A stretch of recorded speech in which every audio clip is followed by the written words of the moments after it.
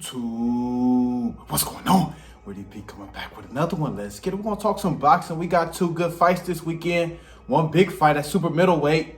Yes, David Benavidez, the Mexican monster, versus Demetrius Andrade, boo-boo. Yes, then on the undercard, we got Jose Benavidez Jr. versus Jermall, the Hitman Charlo. Yes, welcome back, Jermall Charlo. Jermall Charlo been off 2 years, dealing with some personal issues, but he's back in the ring. We got two good fights. And David Benavidez, Demetrius Andrade, one of the bigger fights of the year. Close out the year, 2023.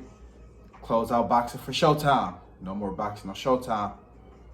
This is a big event, but yes, David Benavidez versus Demetrius Andrade. And I covered this fight a few months back when they were in negotiations. And I covered this fight. Video performed well, but it's a big fight. And David Benavidez, Demetrius Andrade, two guys that you can say they're avoided. Two guys that you can say they're avoided. The Mexican monster, David Benavidez, had a big win over Caleb Plant earlier this year. And he beat Demetrius Andrade. He can be fighter of the year, in my opinion. He'll be fighter of the year, in my opinion. Demetrius Andrade, he's finally getting his shot. Boo-boo always been, avoided. Doesn't have the best resume, but he's undefeated. He's undefeated, and he has some skills. Demetrius Andrade, 32-0, 19 KO, southpaw. He's very crafty. Like I say, it's always hard to gauge Demetrius Andrade because he hasn't fought the best competition, let's be real. He's supposed to fight guys like Billy Joe Saunders. That fight didn't go through. He wanted to fight Canelo Alvarez. That fight didn't go through. Canelo say, not a good fighter. Canelo talking shit. But he's been Canelo's mandatory as well at 154. But we've never been able to gauge Demetrius Andrade. But he's been avoided for a reason. He's been avoided for a reason. He's a slick fighter. And we'll get to see his real skills against the Mexican monster, David Benavidez. David Benavidez, 6'2", 73.5-inch reach. Demetrius Andrade, 72.5-inch reach, southpaw. And gonna break it down, this fight and Jose Benavidez Jr., Jermall Charlo. And I'm gonna get right into it. With David Benavidez, Demetrius Andrade. For Andrade, start with boo-boo. He has to start fast. And this is what he always do in his fights. He starts fast. You have to jump on David Benavidez in the early rounds because David Benavidez, he's a slow starter. He is. He kind of, gauge you as the early rounds go on, and towards the middle rounds to the end of the fight, David Benavidez, he doesn't stop. He doesn't stop. He keeps coming with combinations, uppercuts. He's thrown a variety of punches, David Benavidez. One thing I can say about these two fighters, they're wide punchers. They throw a lot of wide punches, these two guys. So that uppercut will be open. I know these two guys will be looking at that film. That uppercut will be open, no doubt. The uppercut will be open, and they have to be looking for that. Because these two fighters, they throw wide punches. Very wide punches. But boo-boo, he has to jump on David Benavidez early, try to bank in some early rounds. Because David Benavidez, he will pick it up towards the middle rounds, round 5, 6, like he did against Caleb Plant. Begin to cut off that ring. So boo-boo, he has to bank in some rounds early. Be crafty, stay on the move. But he also have to be willing to exchange as well.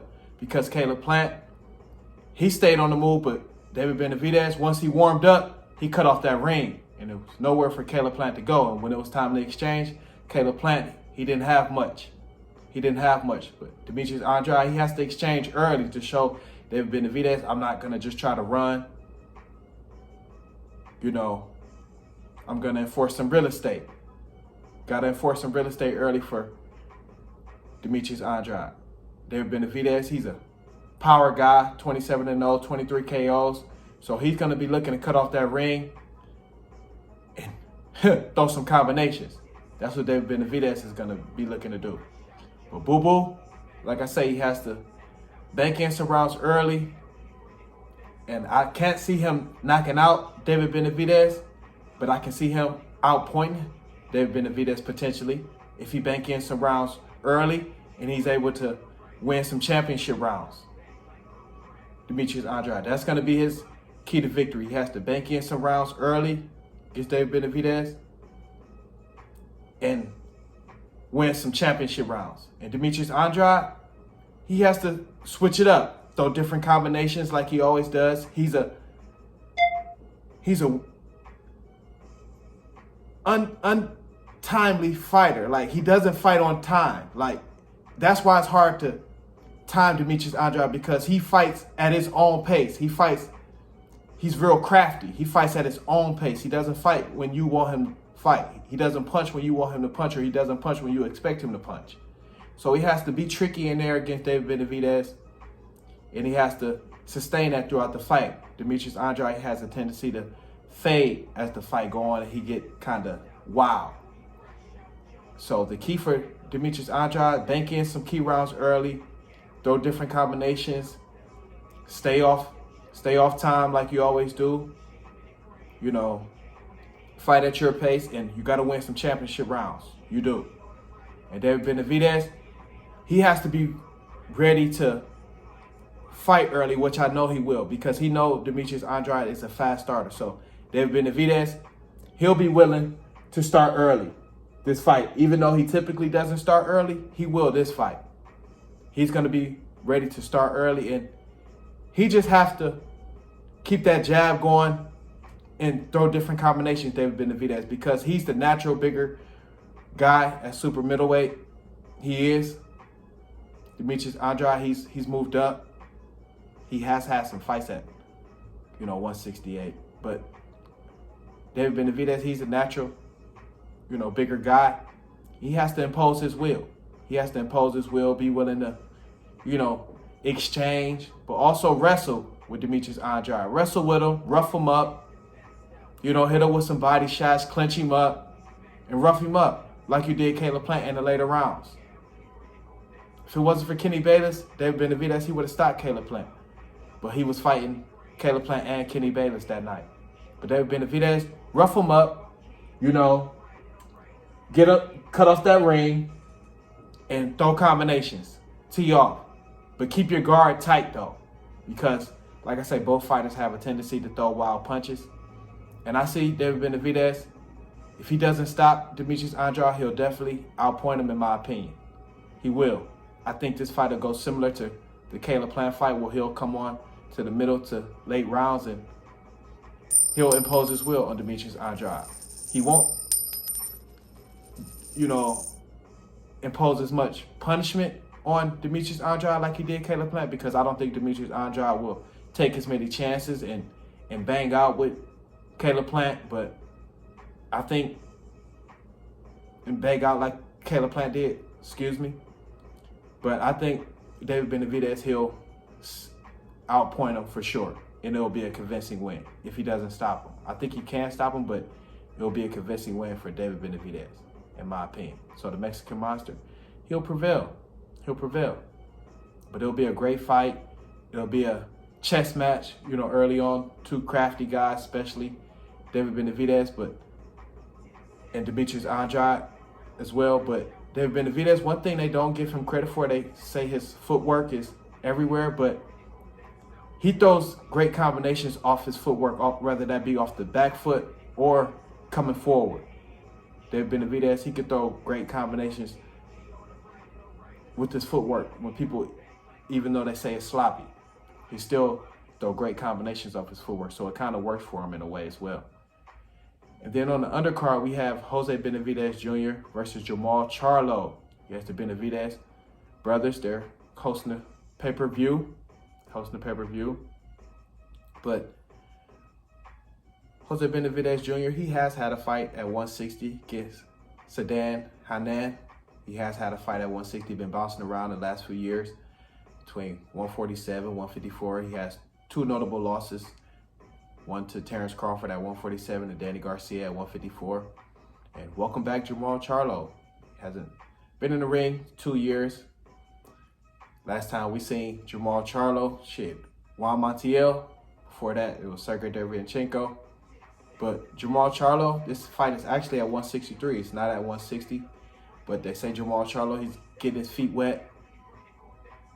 You know, basically to move up to 168 and fight guys like Caleb Plant, Canelo Alvarez. So we'll see. But Jermall Charlo,